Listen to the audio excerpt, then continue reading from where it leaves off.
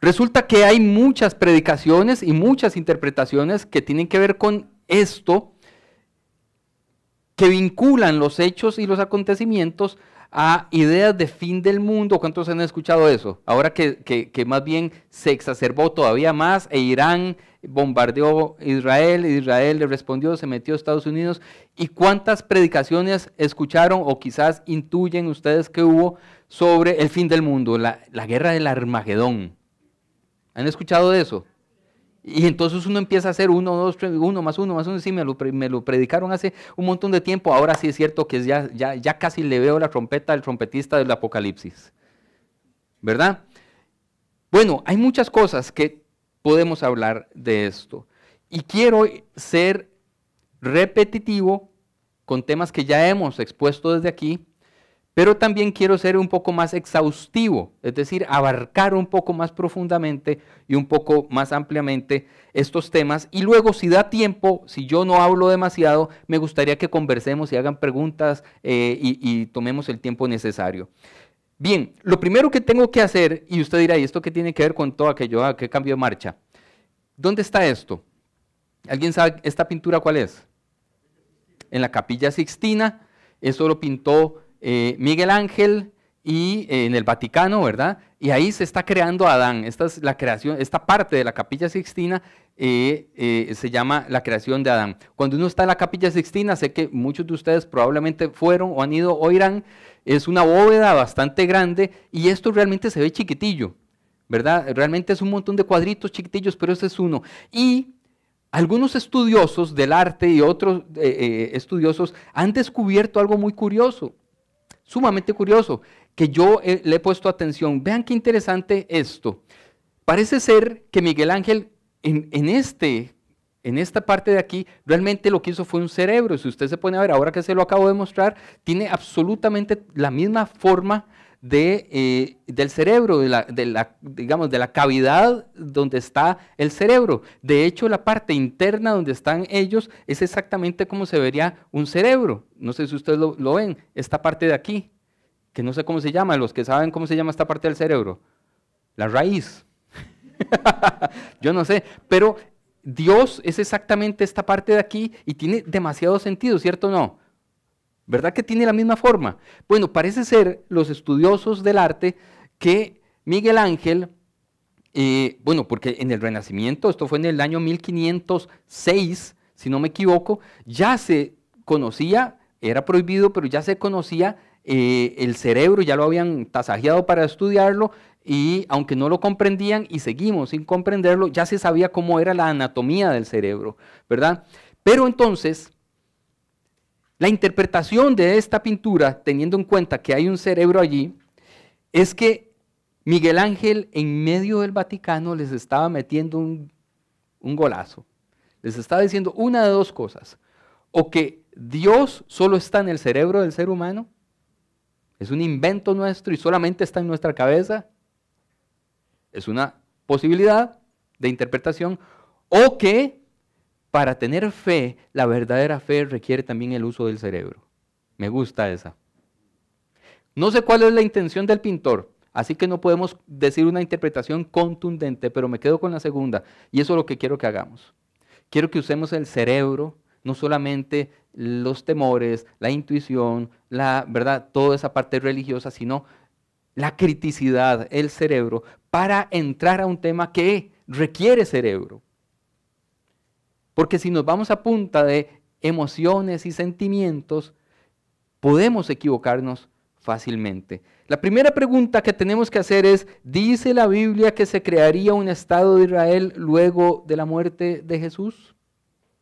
Yo cuando era niño, luego adolescente y la juventud bastante temprana, siempre escuché que Israel era una cosa así como el reloj de Dios. Lo que sucediera en Israel nos iba dando la pauta de las profecías y del cumplimiento de las profecías de Dios, y de hecho entonces eso nos indicaría la cercanía del fin del mundo y de la segunda venida de Cristo. ¿Alguien escuchó esa interpretación? ¿Sí?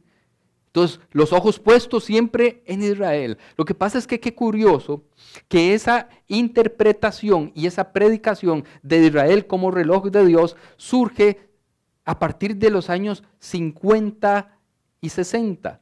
¿Por qué antes no? ¿Por qué no en 1920, en 1930, en 1910? Porque no existía un Estado de Israel y entonces la interpretación bíblica era distinta.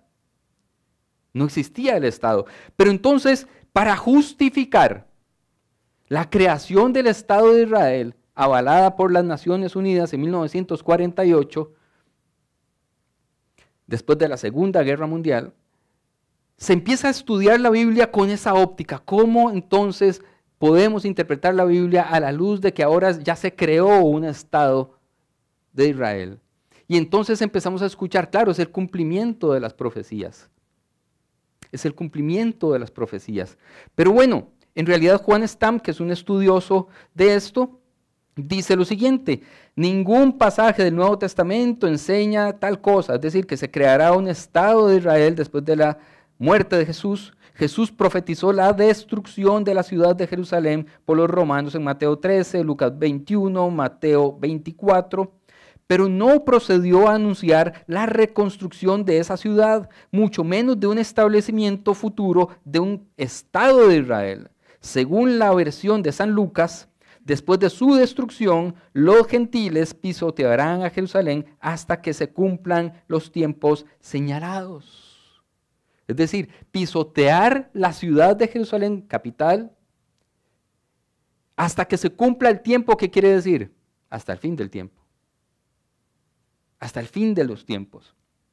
Lucas 21, 24. A eso sigue en los 3 evangelios sinópticos, no un Estado de Israel, sino el retorno de Cristo. Desde que cae Jerusalén, y eso fue en el año 70, y luego el templo mismo en el año 90 bajo el imperio romano, el emperador Domiciano, en el año 90 después de Cristo, se destruye el templo.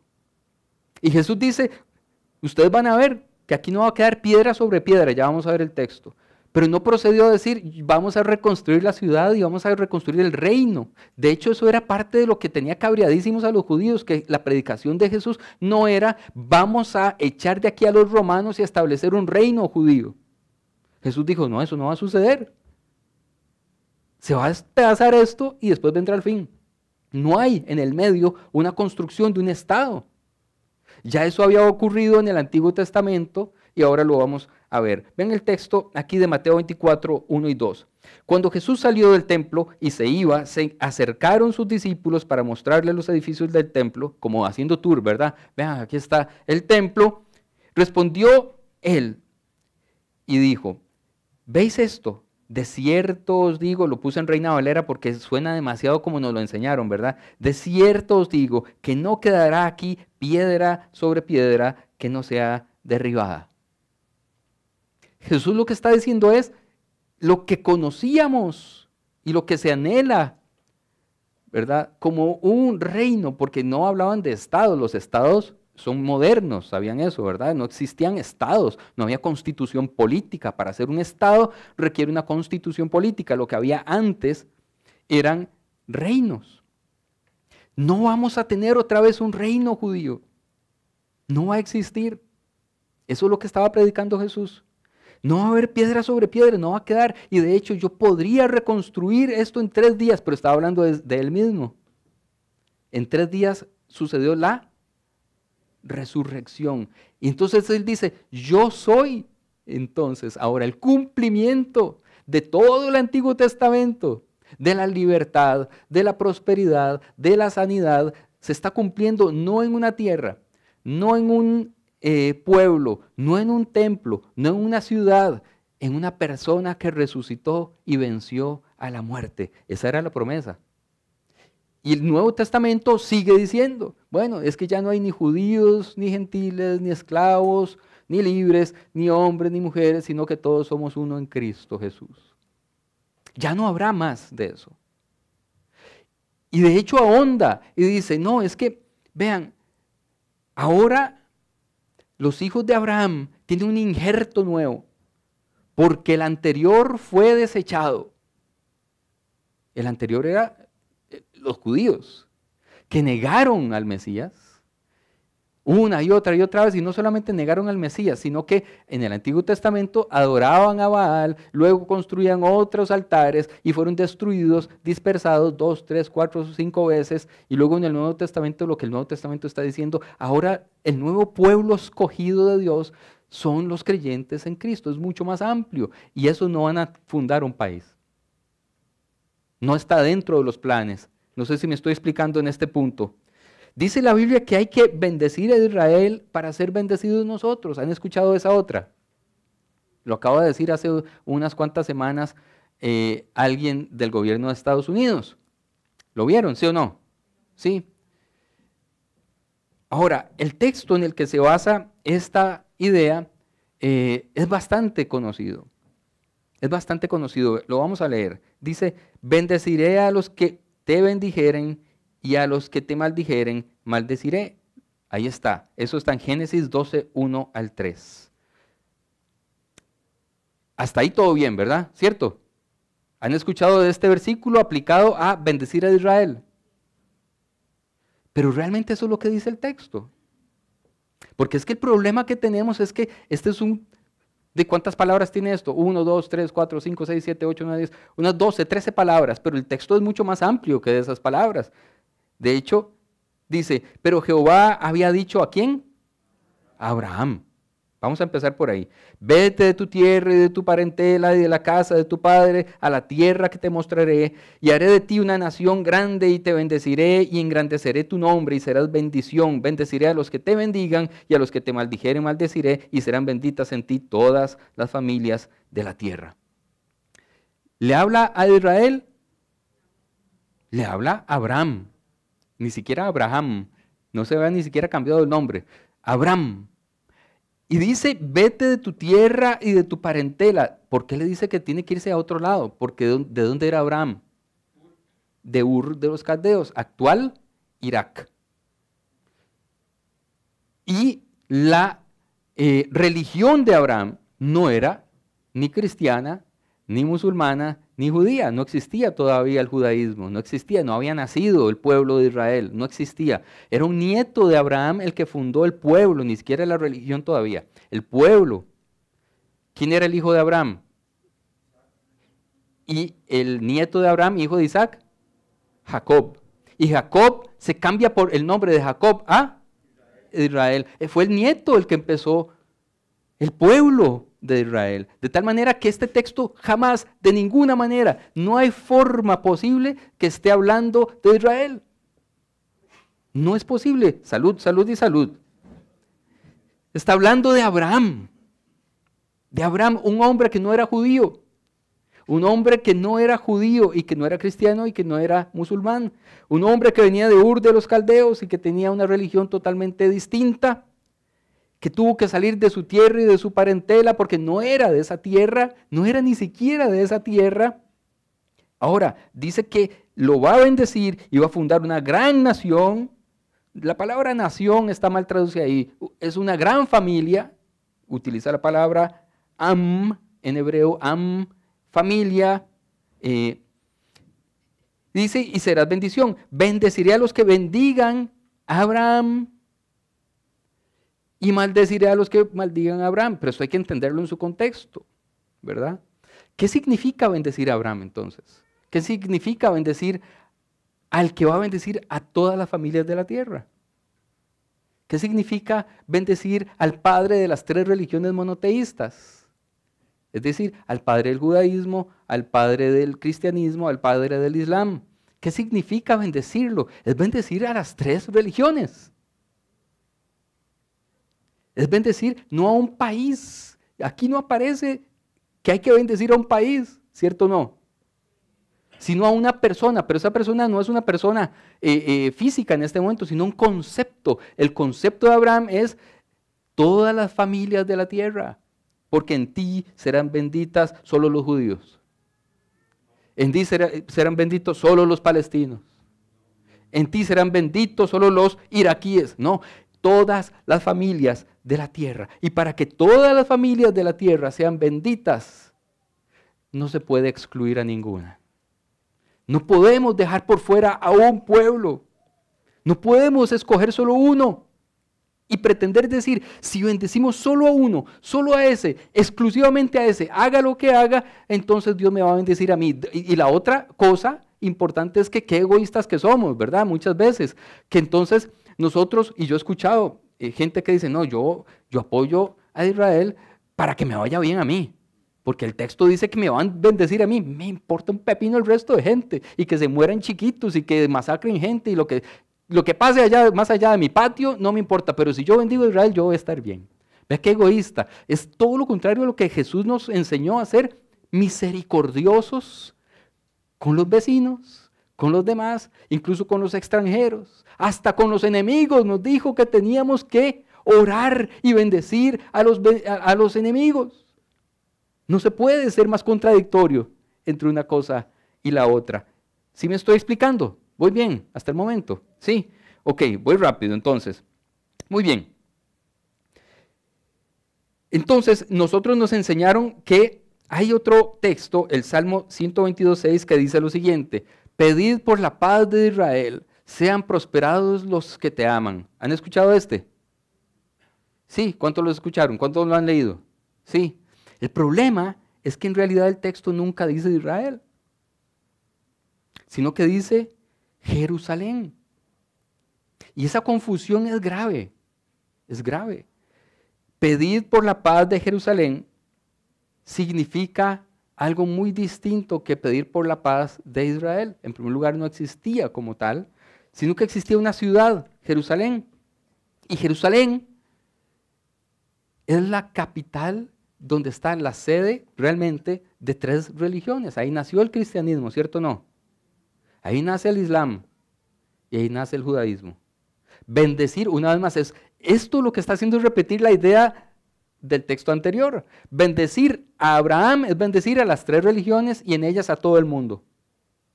Bendecir a Jerusalén es bendecir a todos los habitantes de Jerusalén y a las religiones que han nacido en Jerusalén para que haya paz en el mundo. Si escogemos solo una, no habrá paz en el mundo. Porque Jerusalén representa, es la ciudad sagrada para 3 religiones. Y representa entonces no solamente una religión, ni un país, ni una etnia. Representa algo mucho más grande. Y el que ha leído la Biblia de todas formas sabrá que Israel ha tenido muchas capitales, porque Jerusalén no siempre fue capital de Israel. De hecho, es la ciudad que menos tiempo ha sido capital de Israel. Israel tuvo por capital Gebá, Hebrón, Jerusalén y luego Samaria, ¿verdad? Desde la época del Estado, desde 1948, ha sido Tel Aviv. En realidad, Jerusalén fue muy poco tiempo capital de una parte del reino, porque acuérdense que el reino se dividió en 2, el norte y el sur. Entonces, decir que es que Jerusalén es la capital de Israel y tiene que serlo, es ni siquiera bíblico, ni histórico. No se puede sostener. Pero de todas formas, este texto lo que nos está diciendo es, ¿quiénes están representados en Jerusalén? Están representados muchos pueblos, muchas religiones.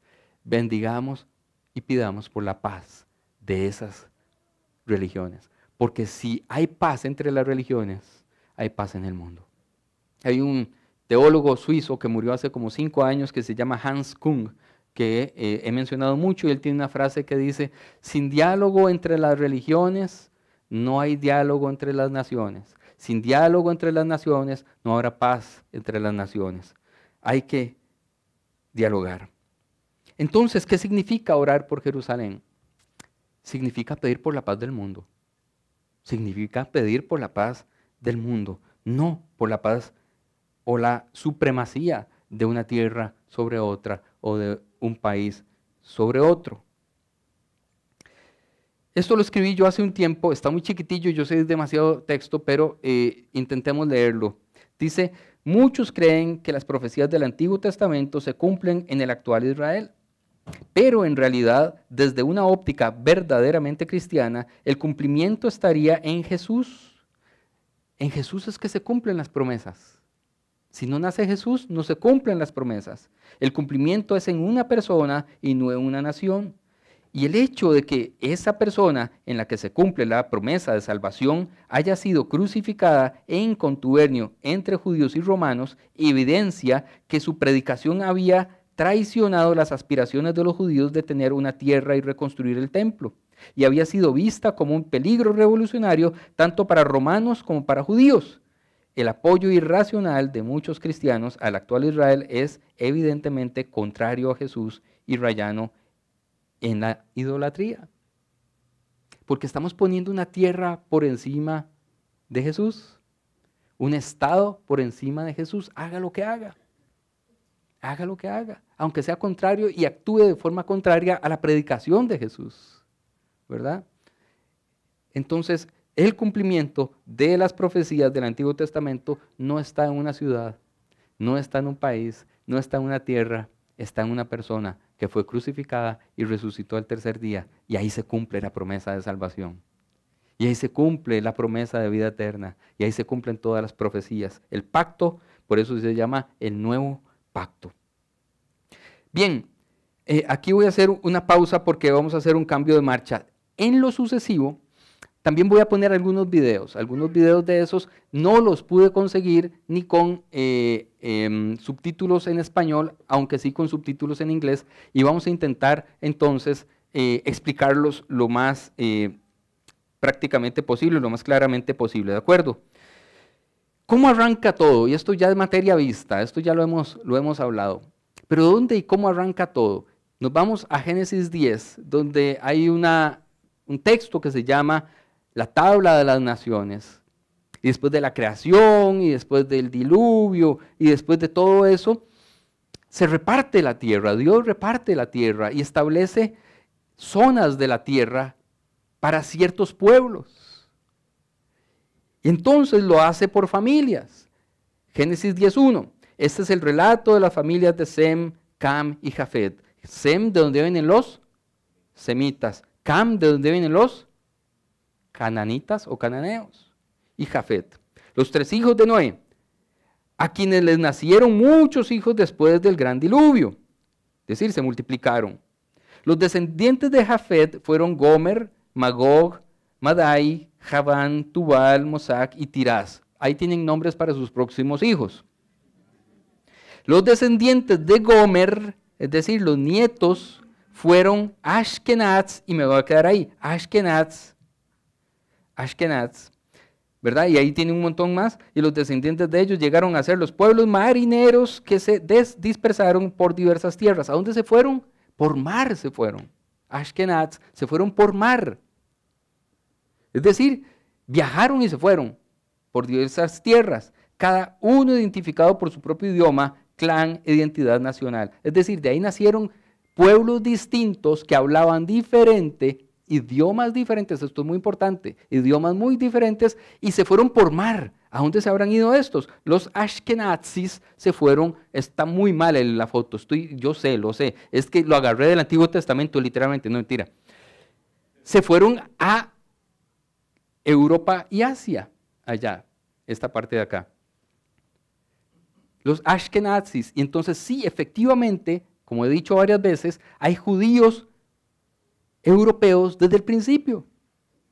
Es decir, que no fue que salieron de Israel y se fueron para allá, no habitaron esta gente, esta parte no habitó Israel, esa tierra no le pertenecía a esta gente, sino que desde el principio habitaron Europa, y es por eso que los judíos ucranianos, los judíos polacos, los judíos alemanes son blancos, altos, de ojos claros, y no hablan hebreo, sino que hablaban polaco, alemán, ucraniano, ruso y yiddish, que era es un dialecto de los judíos ashkenazi que se fueron a Europa desde el día 1. Esto no sucedió en 1945, esto no sucedió en el año 1800, esto no sucedió en el año 1500, 1200, 1100, 1000, en el año 30 después de Cristo, sucedió en la pura repartición de las tierras iniciales en Génesis. Se fueron allí. Y estos son, entonces, sí efectivamente judíos, pero no son judíos de la tierra de Palestina. Y esto es muy importante. Esto es sumamente importante. Hay otros, que ya lo vamos a ver, se fueron al río Tigris y otros entre el río Tigris y el Éufrates. Aquí abajo se fueron los cananeos y los semitas que se quedaron ahí sí en Israel, en lo que ahora es Israel y era Palestina. Dice, los hijos de Cam fueron Cus, Misraim, Fut, es decir, de ahí es donde viene, ¿verdad?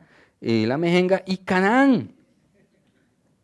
Canaán es donde creció Jesús, el lugar donde ahora es Israel, Palestina, pero vean qué texto más interesante el que sigue. Estamos hablando que ya llegamos a la zona geográfica que está en cuestión. Dice, luego estos clanes cananeos, los cananeos, se dispersaron y su territorio se extendió desde Sidón hasta Gerar. ¿Y quiénes habitaron desde el principio ahí? Los cananeos. Los otros se han venido a Europa y Asia.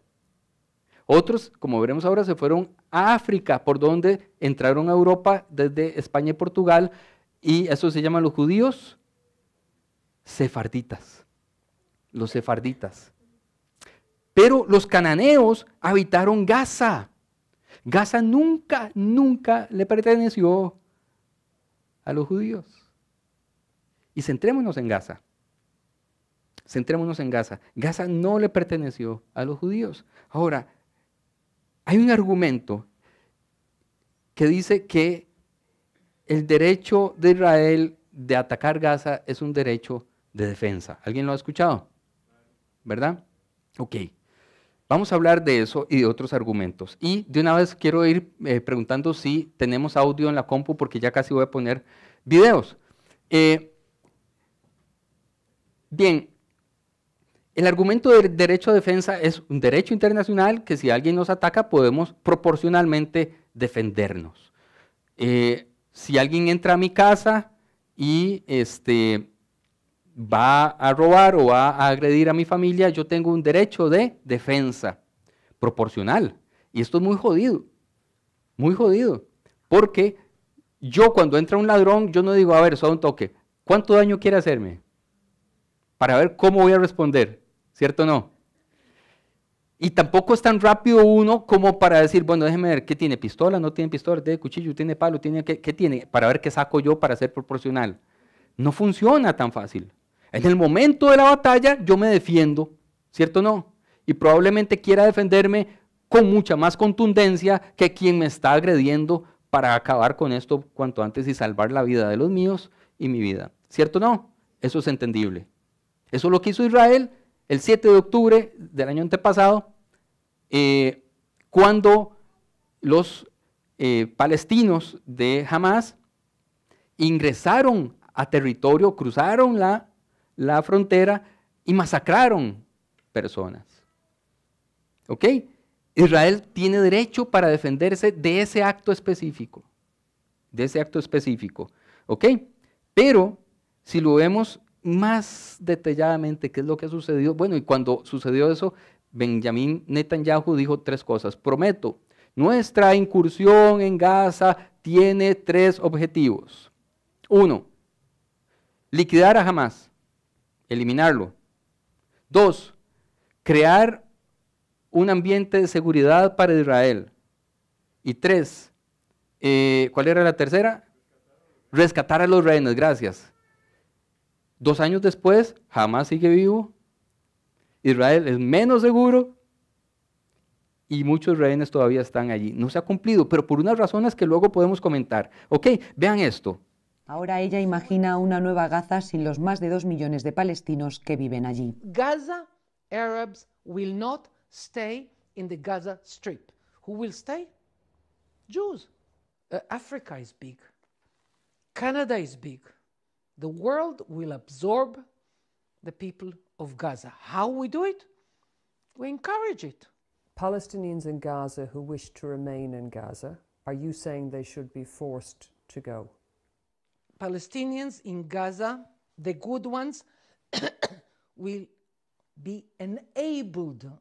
I'm not saying forced, I say enabled because they want to go. If they don't want to go. No, they won't. If they don't. The Arabs want to go. If they don't want to go. They want to go. If they don't, what happens? The normal people don't want to live in hell. What you're talking about sounds like a plan for ethnic cleansing. You can call it ethnic cleansing, you call it the refugees, whatever you want. If you want to call it cleansing, if you want to call it apartheid, you choose your definition.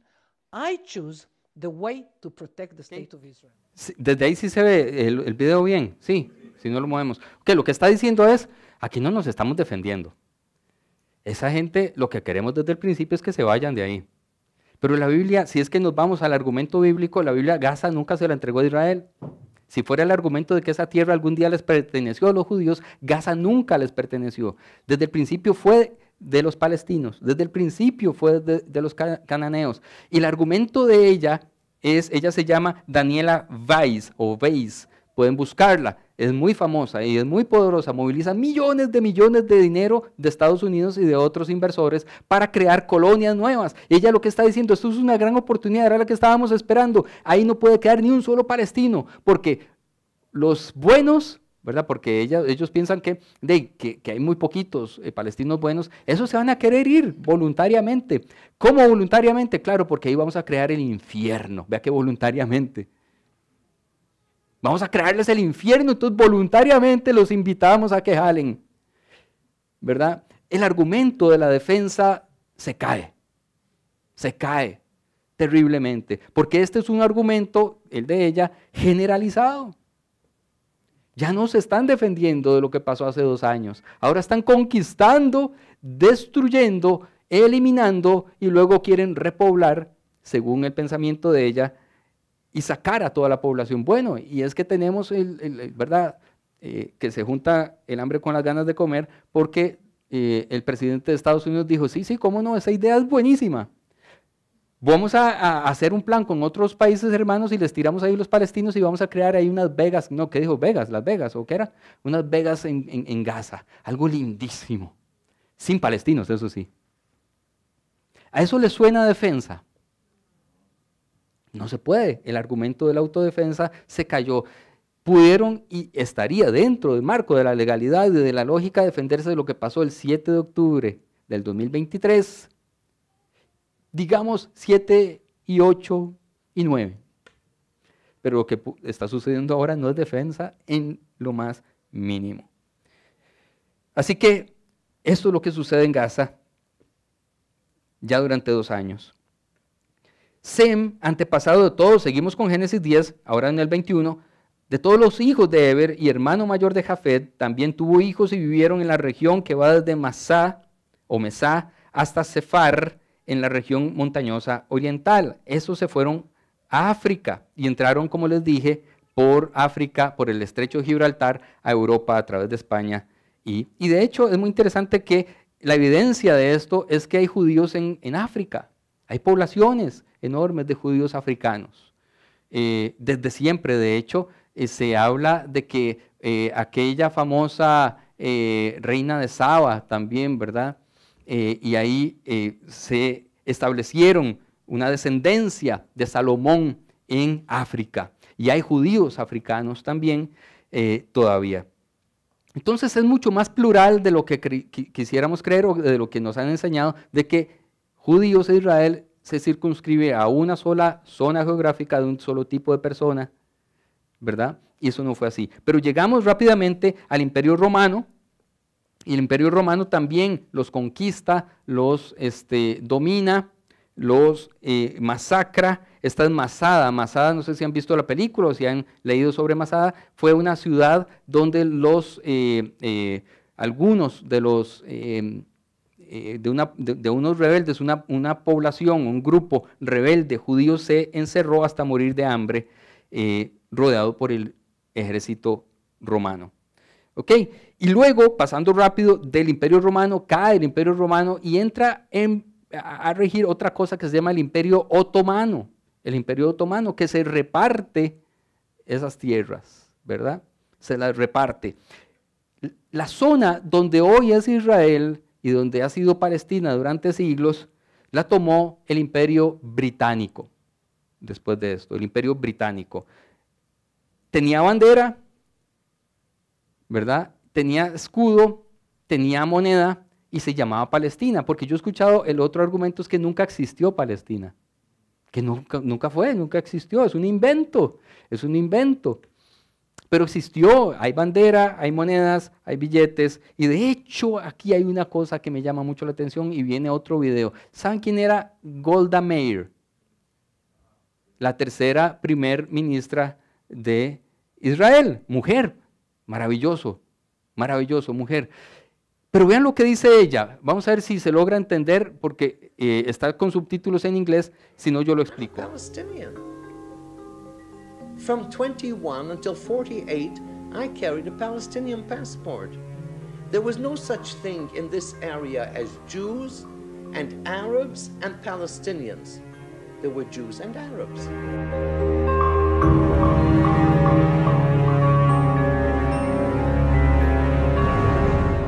Dice que poco tiempo después ella misma decía, ¿quiénes son los palestinos? Ese pueblo nunca existió. Pero al principio decía, yo misma tuve un pasaporte palestino, yo era palestina. Y fue primera ministra de Israel. Entonces, ¿en qué quedamos? ¿Existió o no existió? Por supuesto que existió. Por supuesto que existió. ¿Y qué sucedió? Que durante la Segunda Guerra Mundial o después de la Segunda Guerra Mundial, el problema que tenía Europa era qué hacemos con las personas que habían sobrevivido al holocausto, al exterminio de los nazis contra los judíos. Yo me pregunto, ¿y por qué? Para mí la solución más fácil era, si ustedes siempre han vivido aquí en Zapote y tenían casas en Zapote y Hitler les quitó las casas y los echó de aquí y los deportó, lo normal sería decirles, su casa va de vuelta y su terreno otra vez de ustedes, restituir, ¿cierto o no? Ah, no, pero se les ocurrió un plan magnífico, saquémoslos de Europa. Lo mismo que hizo Hitler, lo hicieron los europeos. Y dijeron, ¿a dónde los mandamos? Bueno, estaba el plan de hacerlo en Uganda. También estaba el plan de hacerlo en Madagascar. Los que vieron la de Disney, muy bonito lugar para mandarlos a los judíos. Salía muy caro construir ahí en Madagascar. También tenían un plan de mandarlos a la Patagonia Argentina, que hasta el día de hoy ese plan está bien, está funcionando, están comprando tierras en la Patagonia. Bien, pero le funcionó lo que Hitler quería sacar a los judíos de Europa, eliminarlos, y toda Europa y Estados Unidos consintió después de la Segunda Guerra Mundial, sacarlos de Europa, decirles, vean, hay un lugar donde les vamos a preparar una tierra súper linda para que ustedes vayan a crear su estado. Lo malo es que hay otra gente viviendo ahí. Es un detallillo. Es un detalle que ya veremos cómo se soluciona. 1948 al día de hoy no se ha solucionado el detallillo. Había gente viviendo ahí, con derechos. Hablemos de esto. Justo después del genocidio que ocurrió contra los judíos, durante la Segunda Guerra Mundial, un judío fue y es un hombre que se llama Raphael Lemkin, en 1944, escribió un libro que se llama El gobierno del eje en la Europa ocupada, y acuña la palabra genocidio, que significa asesinato de un pueblo, de donde viene genética, o donde viene, ¿verdad?, palabras relacionadas, de donde viene familia también, asesinar a un pueblo. Entonces, se hizo una definición de qué es genocidio, qué significa genocidio. Yo la tengo para ustedes. Aquí está la definición rápida, ¿verdad? Consta de por lo menos 5 partes. 1, matar a miembros del grupo, de un grupo cualquiera, matar a los miembros. Causar daño físico o mental grave a miembros del grupo. Someter deliberadamente al grupo a condiciones de existencia que haya de acarrear la destrucción física total o parcial. Imponer medidas destinadas a impedir los nacimientos dentro del grupo o trasladar forzosamente a niños de un grupo a otro grupo, sacarlos y pasarlos a otro lado. A mí se me parece mucho a lo que sucede en Palestina. Yo no sé ustedes, pero a mí se me parece mucho. Ahora, el debate es más complejo de lo que quisiéramos, porque yo lo veo muy sencillo, pero cuando se acusa a Israel ante la Corte Internacional de Justicia, esta mete una definición que me llamó la atención. También dice, vamos a acusar e investigar a Israel si tiene intenciones de hacer un genocidio, no solamente intenciones, sino de crearlo. Porque la intención también está penada. Vean aquí, ahí abajo dice, o aquí más bien en esto, cómo se concretan los elementos del delito. Un elemento mental, la intención de destruir total o parcialmente un grupo nacional, étnico, racial o religioso como tal. Intención, tener la intención. Querer hacerlo ya es delito. Querer hacerlo es delito. Ahora, otra cosa que mucha gente dice, sí, pero de ahí, los palestinos en realidad son muchos, no los han eliminado totalmente. El delito es parcial o totalmente. Parcial o totalmente. De hecho, los judíos no los eliminaron todos y es considerado genocidio, ¿cierto o no? No sé, de hecho el genocidio puede definirse lo que sucedió solamente en Escazú un día específico con una población específica. Puede suceder un genocidio. Eso sucedió en Srebrenica, o lo que sucedió también en el genocidio de, ahorita me voy a acordar ese otro, lo que sucedió en Guatemala. En Guatemala no se exterminó un pueblo completo, pero se exterminó en un periodo de tiempo una pequeña aldea, una matanza ahí, y se considera genocidio. Entonces, no es necesario que desaparezcan todos los palestinos para que esto sea genocidio. Es la intención. Ahora, veamos la intención. El argumento de la motivación, porque estuve hablando hace unos días con alguien de esto y me decía, bueno, pero es que, porque yo le decía, es que se me parecen mucho cómo funciona Hamás y cómo funciona el Estado de Israel y el ejército de Israel.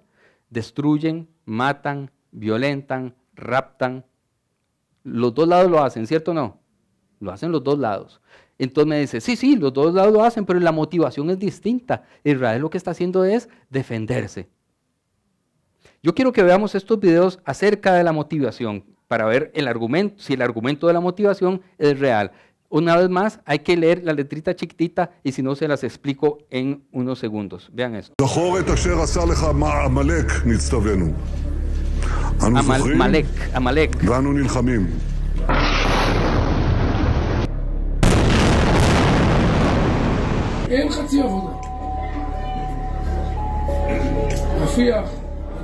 Estos son miembros del gobierno diciendo que van a aplicar Amalek.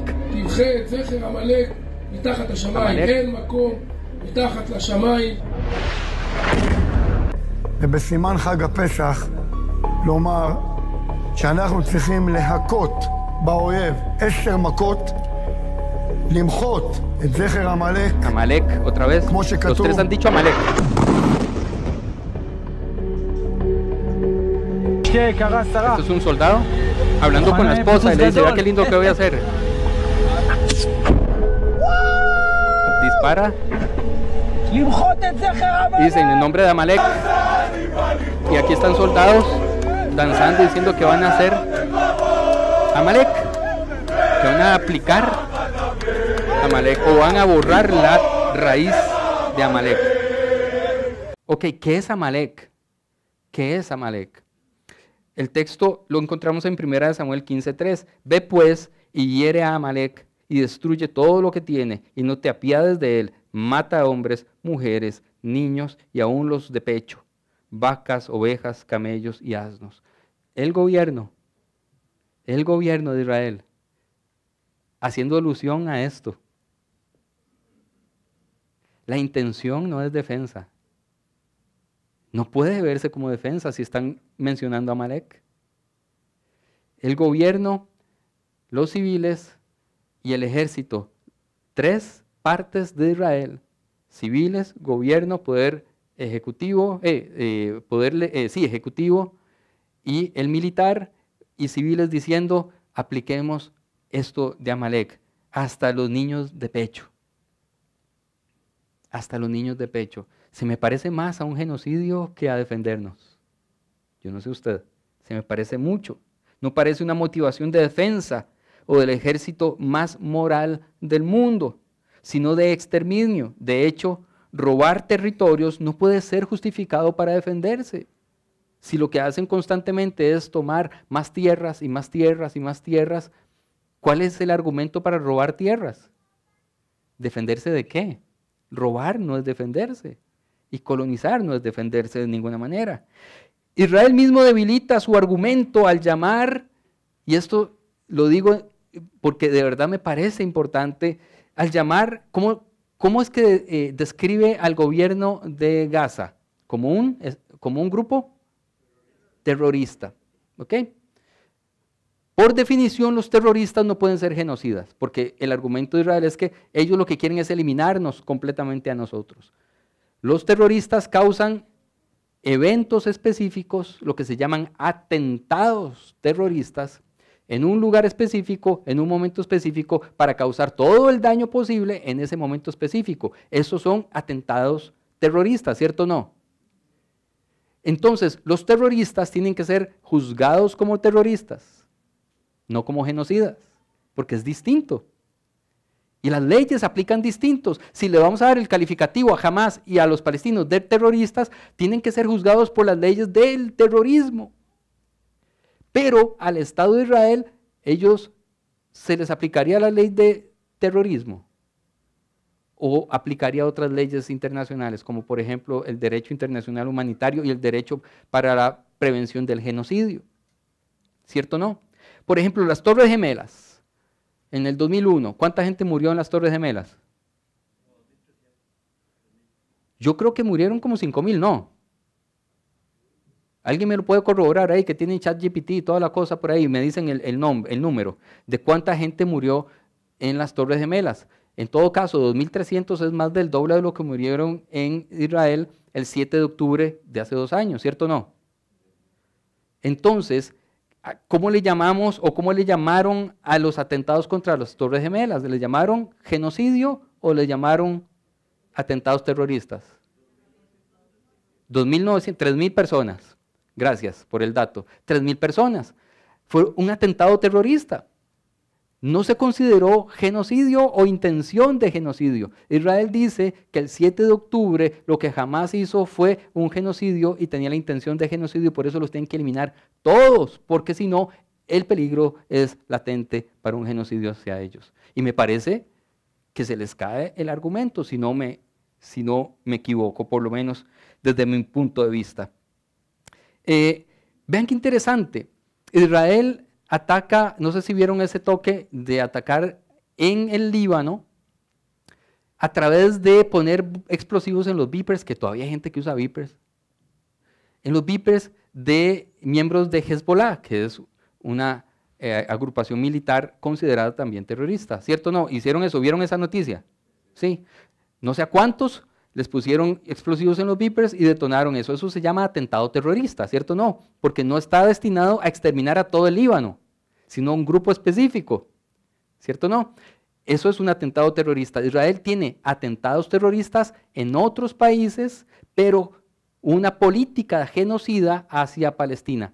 Actúa distinto, funciona diferente. Y de hecho, es muy interesante, no sé si ustedes recuerdan, en el año 1946, más concretamente el 22 de julio, y ya casi cumple, 22 de julio de 1946, los atentados que sucedieron en un hotel que se llamaba Camp David.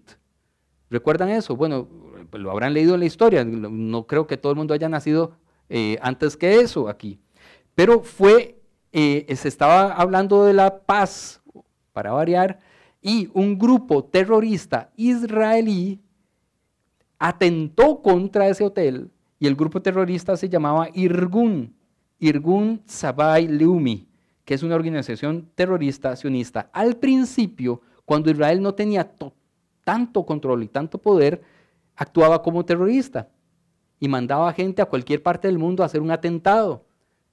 Pero cuando ya tiene todo el poder y todo el apoyo de otros países, actúa ahora como potencia ocupante y con intenciones de limpieza étnica, como hemos visto incluso en los videos. Esto fue el progreso desde 1947, que no existía, todavía la ONU no había creado el Estado de Israel,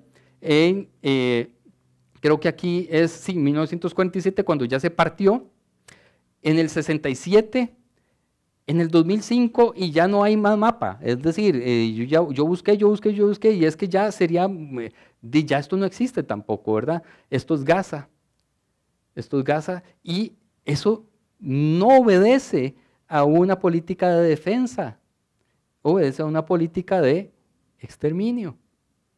O sea, el mapa, yo no podría pensarlo de otra forma, se está exterminando toda esa población, creando refugiados, etc.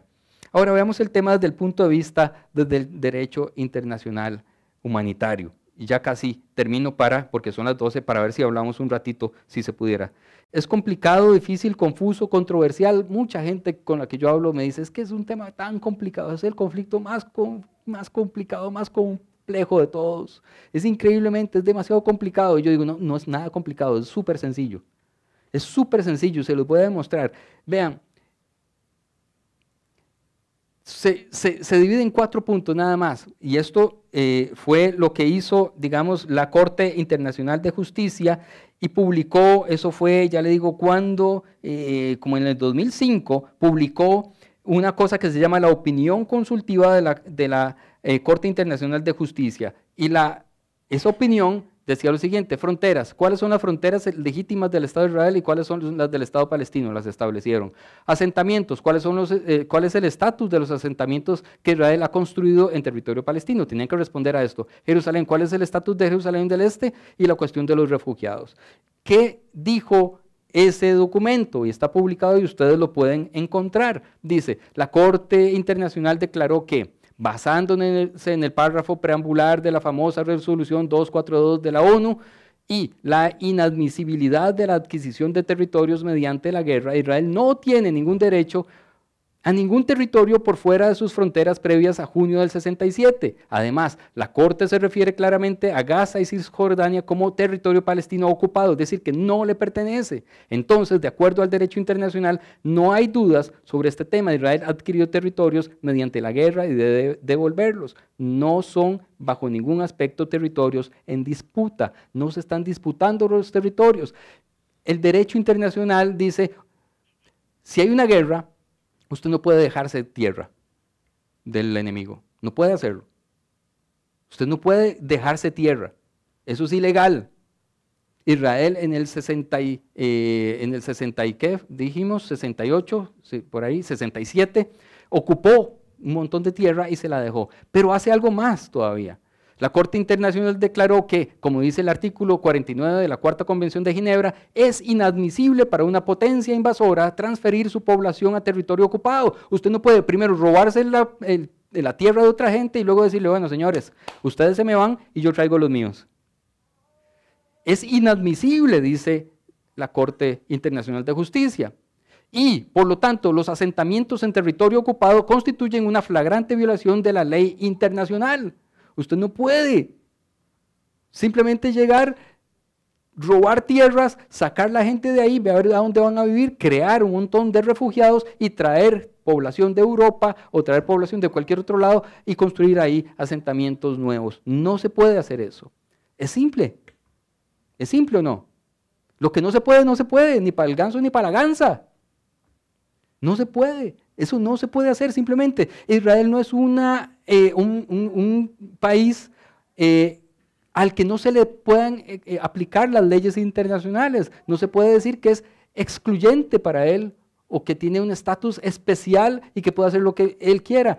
Todas las leyes tienen que aplicarse por igual. Israel adquirió la parte este de Jerusalén de la misma manera que adquirió territorios en Gaza y Cisjordania mediante la guerra. Por lo tanto, la Corte Internacional es muy clara al respecto. Se refiere a Cisjordania, incluyendo al este de Jerusalén y la Franja de Gaza, como territorio palestino ocupado. Nuevamente, no hay controversia alguna al respecto. No puede dejarse un territorio de esa manera. Es sencillo. Es sencillo. No se puede. 14-1.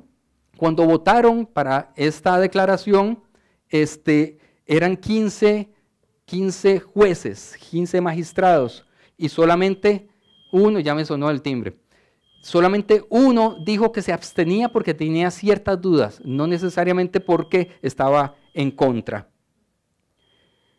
¿Qué será eso? Vamos a ver el tema de los refugiados y un tema más y termino. Bueno, el muro, pensemos en el muro.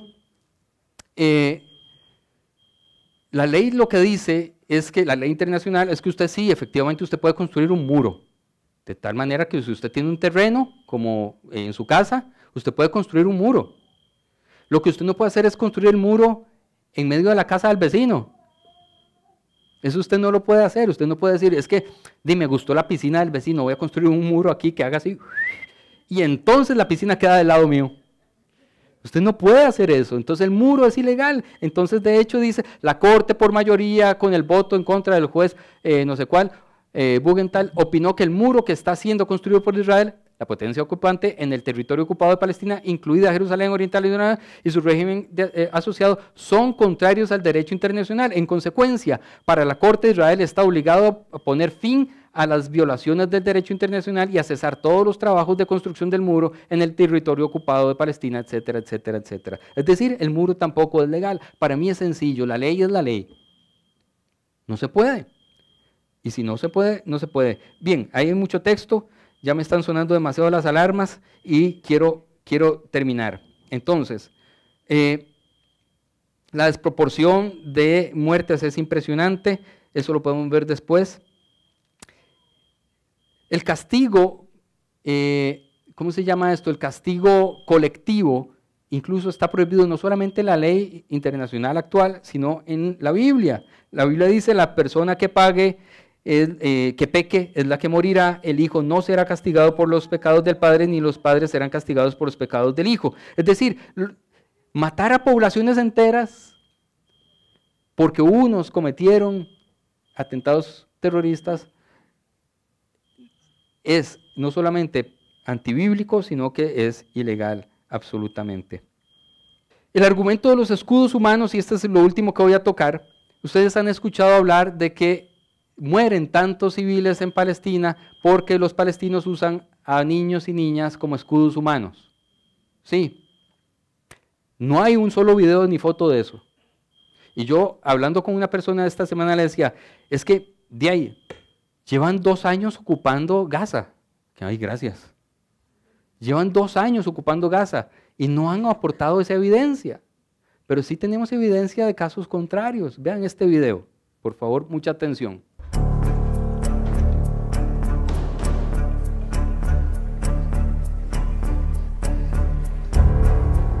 Ok, ese es un palestino que llevan amarrado como escudo humano, entrando a las casas para que si disparan muera el primero.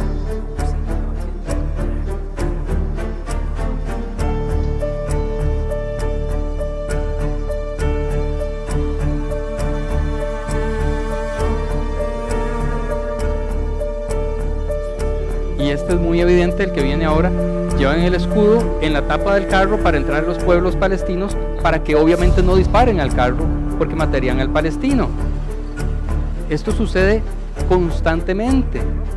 Escudos humanos palestinos, pero sí, por supuesto, mediante el ejército israelí. Así es como entran a los poblados. Por supuesto, no van a disparar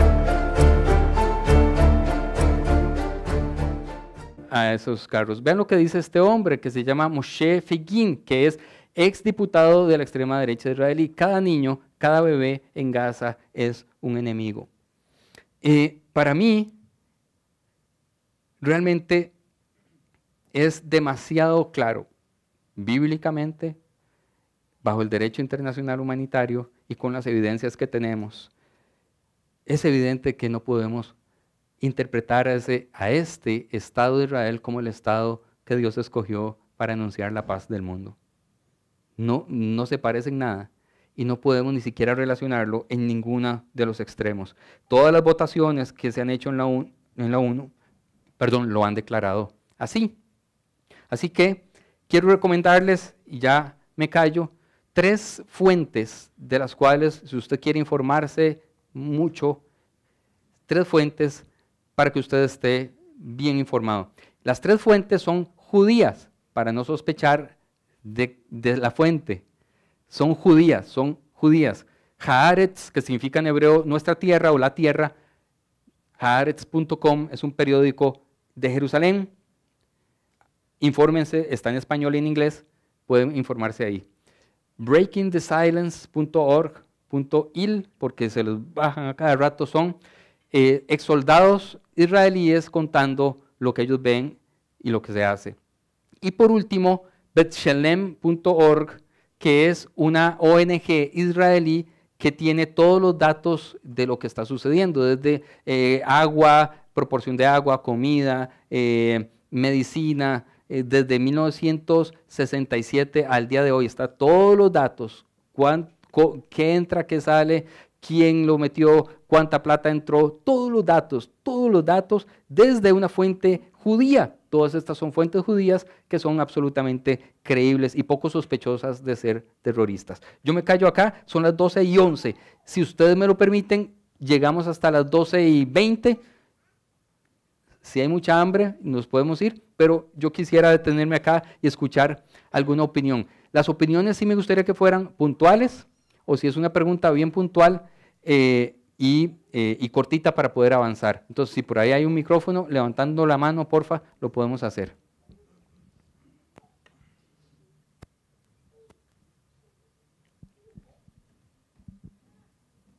Podríamos concluir entonces que no hay nada que fundamente la guerra más que el rencor del pasado. Ok, es una pregunta emocional y es difícil de responderla desde este punto de vista emocional, sin datos científicos, pero yo creo que hay un anhelo de una parte de la población mundial judía. Acuérdense que para ser israelí usted no necesariamente tiene que haber nacido en Israel. Usted puede ser argentino. De hecho, el ejército de Israel está lleno de extranjeros, porque es judío que nació en San José y ya tiene pasaporte israelí, se va a hacer allá ¿cómo se llama? El ejercicio militar. Entonces, hay un sector del judaísmo que anhela de forma desproporcionada esa tierra y expulsar a los que hay ahí. Para mí, ese es el origen de todo esto. Rencor debe haber en las dos partes por mucho, por muchísimo. O sea, rencor, ¿cómo no va a tener rencor una mamá que ve morirse a sus hijos bombardeados, morirse de hambre en Gaza, sin futuro? ¿Cómo no va a haber rencor de ver violaciones, desapariciones, bombardeos, exterminio? Rencor va a haber y violencia va a seguir habiendo, porque ese rencor va a generar y va a engendrar violencia, terrible violencia. Que yo la justifique, no la justifico, pero la puedo entender porque el rencor va a haber mucho, efectivamente. José, tu exposición es muy clara, pero la política del Estado de Israel sobre ese territorio viene desde hace décadas, o sea, no es de ahora, pero Netanyahu es un caso especial, el primer ministro, porque él tiene unas acusaciones muy serias de delitos que ha cometido y que en de corrupción, sí, se ha juzgado, él va a ser destituido y encarcelado. Entonces, él encontró perfecto que se diera esta invasión del 7 de octubre, que curiosamente el ejército israelí permitió, porque es inexplicable cómo los palestinos cruzaron ese muro infranqueable de Gaza para llegar a invadir en Israel, cometer ese atentado horrible, ¿verdad? Y ha demostrado que a él no le interesan los rehenes, a él le interesa eliminar Hamas y a los palestinos. Y es interesante también esto que estás anotando. En primer lugar, la frontera más caliente del mundo no está en Norteamérica con México, está en Gaza. Es la más vigilada de todas. Ahora, ¿qué pasa? Si usted y yo, quienes hemos hecho eventos en Costa Rica, para hacer un evento público, ¿qué necesitamos? Permisos. Y pagamos unos ciertos impuestos para que ahí esté la Cruz Roja y la policía, la guardia, la policía, ¿cómo se llama?, de Costa Rica, civil. En Israel, no dudo que sea igual. Yo no creo que la gente pueda organizar un festival en la Puritití, qué cosa más rara, ¿verdad?, que decidan hacerlo en la pura frontera más caliente del mundo, y no había ejército ahí. El ejército llegó 2 horas después, en un país súper pequeño. Hay cosas incomprensibles, eso ya sería especulación, pero por otra parte, efectivamente, hay algo que sí es un hecho.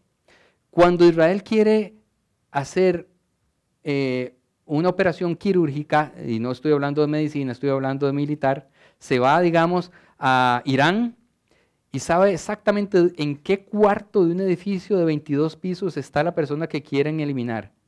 Saben a qué hora, cómo se mueve, dónde está y en qué momento tirar una bomba justo ahí.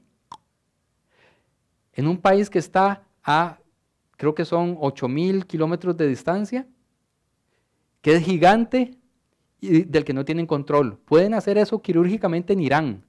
En Gaza, que es una población sin tecnología, sin luz, sin internet, sin nada, no encuentran los rehenes. No tienen la capacidad de inteligencia y teniendo 2 años de estar ocupando Gaza. A mí me parece extraño que tengan tanta capacidad a 10.000 kilómetros de distancia y tanta inteligencia militar a 10.000 kilómetros de distancia y tan poquita en la acera del frente que están ocupando y dominando durante años. Me parece raro, me parece extraño. Me parece que hay una intencionalidad de seguir y seguir y seguir y seguir y seguir con su política de anexarse todos esos territorios. Una más y terminamos. Aquí, sí, me lo puedes hacer con micro para que nos quede ahí y que después nadie me... No, mentira. Gracias. Sí, es nada más una conexión histórica con el Amalek, me llama mucho la atención, porque era Samuel diciéndole a Saúl en una época donde se invadía y la guerra era normal, pero ¿cuál es la conexión histórica de eso que está pasando con el hoy? Que no me queda muy claro como cuál es todavía la conexión histórica, porque es un tema pendiente. Sí, Amalek poblaba Gaza y los amalecitas eran filisteos de Gaza, ¿ok?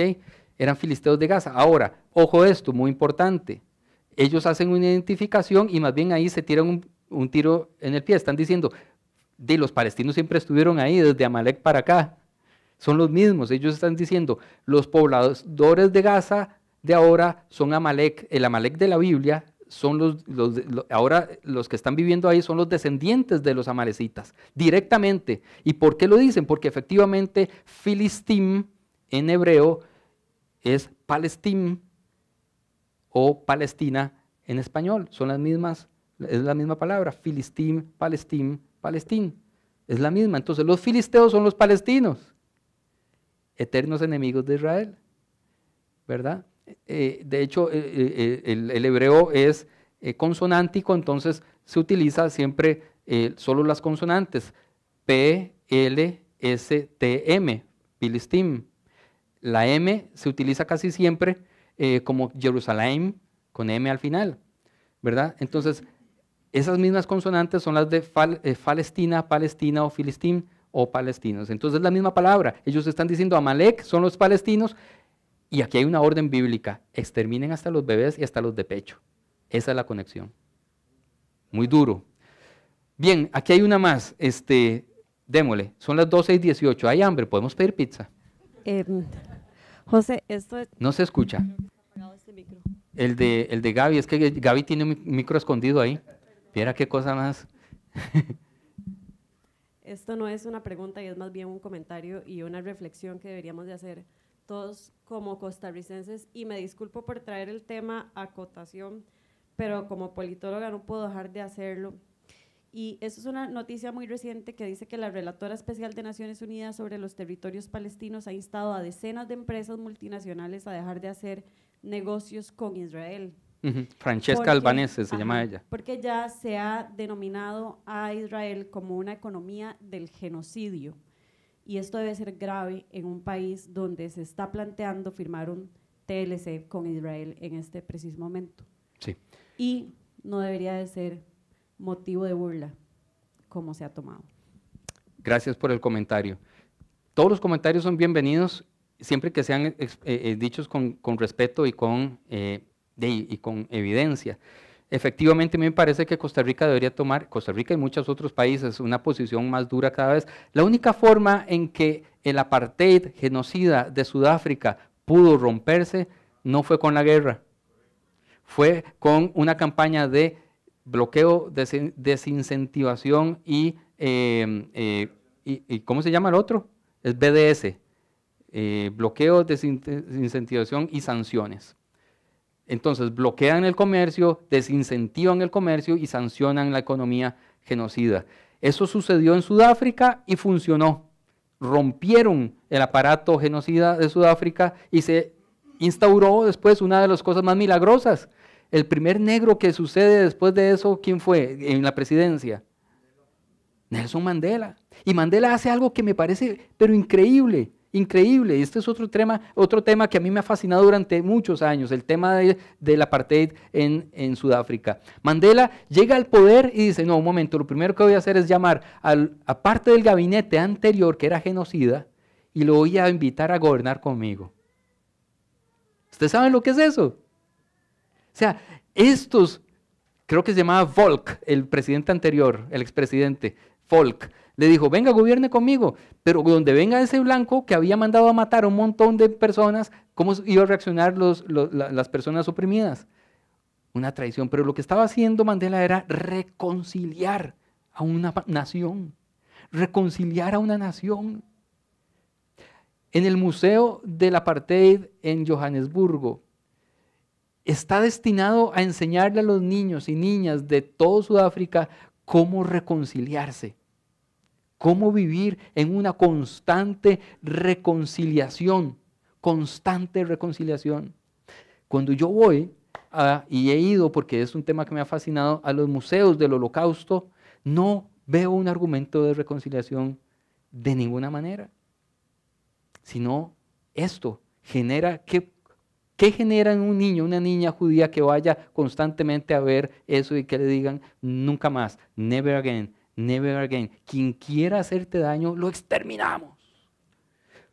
Surgen niños y niñas con un argumento o con una psicología dañada de cómo se relacionan con el resto de pueblos. Bien, ahora sí debemos terminar porque se nos va demasiado el tiempo. Les agradezco que me permitan tocar estos temas en una iglesia. Les agradezco que tengan la paciencia de escucharlos y de reflexionar conmigo. Oremos y nos vamos. Señor, gracias porque tú eres un Dios de